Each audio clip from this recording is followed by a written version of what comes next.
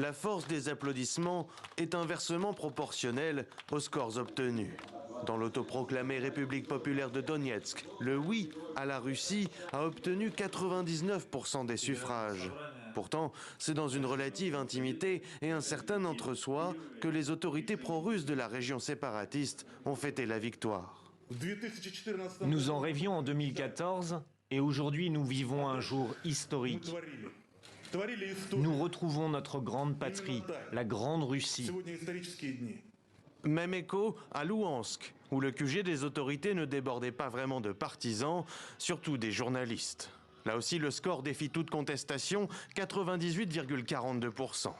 Quelques heures après l'annonce du résultat, le chef de file des séparatistes pro-russes a envoyé au Kremlin la demande officielle de rattachement à la Russie. Je pense que le président et le peuple russe prendront la décision de nous intégrer dans la Fédération de Russie. Ensuite, nous travaillerons tous ensemble pour le bien-être de notre grand pays. Le scrutin concernait 20% de la surface de l'Ukraine. Donetsk, Louhansk, mais aussi les territoires sous contrôle russe dans les régions de Zaporijia et de Kherson.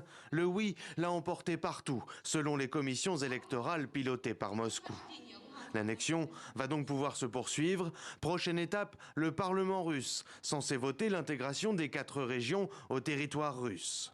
Vladimir Poutine pourrait alors officialiser cette annexion qui n'aurait de valeur qu'en Russie.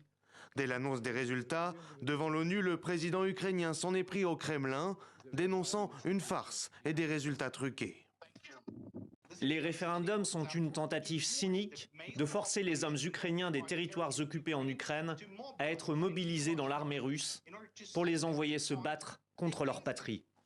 Tandis que les États-Unis et le G7 affirment qu'ils ne reconnaîtront jamais aucun territoire que la Russie tente de saisir, l'OTAN voit dans ces simulacres de référendum une grave escalade du conflit.